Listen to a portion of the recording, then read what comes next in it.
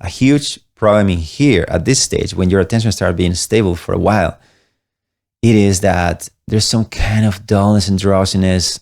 Your brain it's used to be constantly stimulated. That's actually why we watch Netflix and all these movies full of intensity.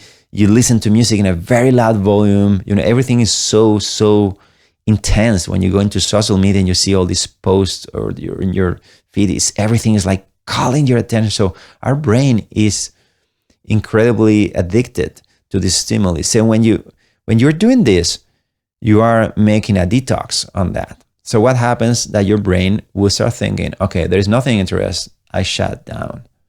And so this problem of dullness will appear in your path. But it's something to be expected. So don't think there's anything wrong. There will be the exception when you're actually feeling very tired, like you didn't sleep well, like your life was too demanding, you're actually tired, that you will be just yawning around. Yeah, when you sit to meditate, most likely you're not going to do it.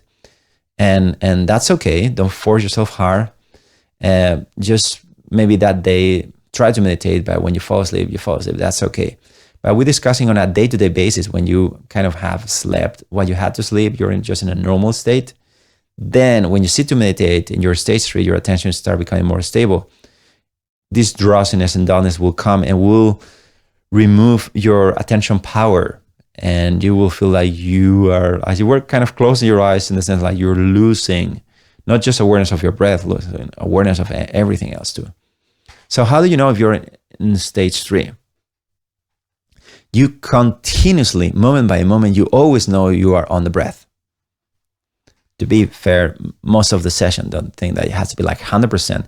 But yes, we're discussing something like 90%. Again, this is not a hard number, but the important point is that it is okay if you get slightly distracted. Let's say you sit to meditate for 15 minutes. It is okay if you get distracted like a couple of times, like very briefly, but most of the time you stay with the object. Okay, that still counts like stage 3. But in general, most of the time during your meditation, you are not losing your breath. You're not getting lost in thought.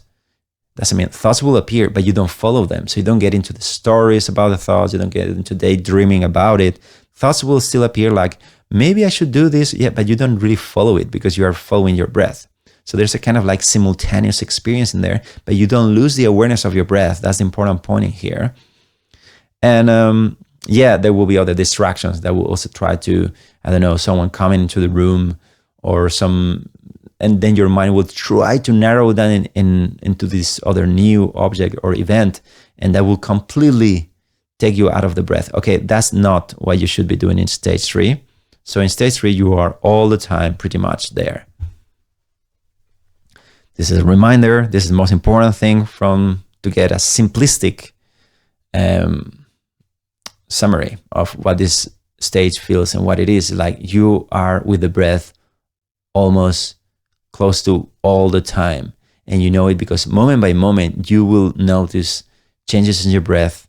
Your breath is there. You notice this aliveness, this presence. There's no interruption into that.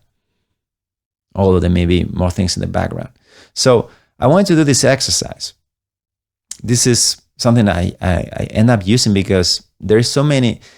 Observing your own attention is a very abstract thing for most people. So it is okay if you don't know what you're doing and you don't notice when you're getting distracted and you don't know if you're in stage 3 or stage 5 or stage 9 or stage 1. At some point you get confused and you don't know what is what, you don't know. Yeah, it becomes very subtle to observe your own attention.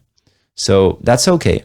So that's where it comes. I use this analogy of the breath. And for example, pick this point in the center of the screen. And center your eyes in there so that your pupils will be directed at it. Just because you do that, and keep your eyes relaxed, of course, just because you let your eyes rest on that circle in the screen, it doesn't mean that you're not aware of many other things around you, right? You could see, I don't know, your cat moving or something around. But there's a huge distinction between seeing the dot and moving away from the dot, right? So this is a very important distinction to notice what is the subtle movements in your awareness.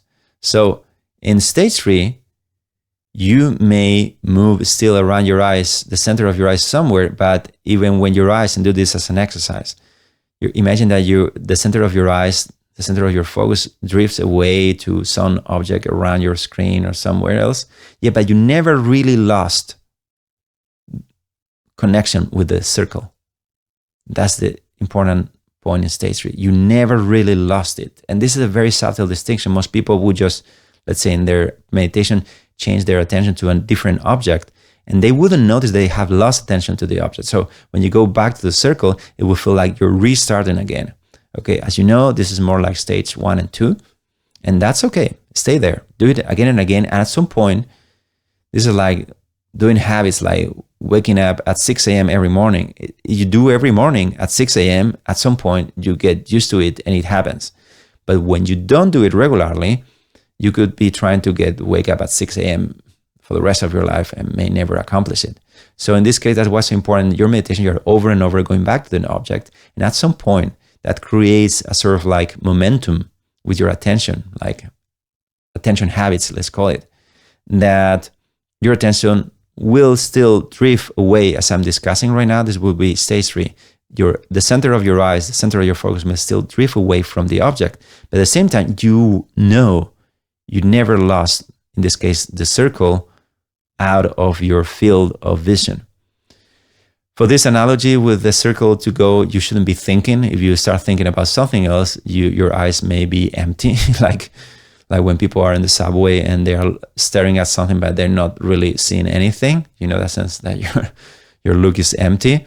This analogy wouldn't work if you're doing that. If you get lost in thought, this analogy of periphery and field of attention and all that is not going to be good.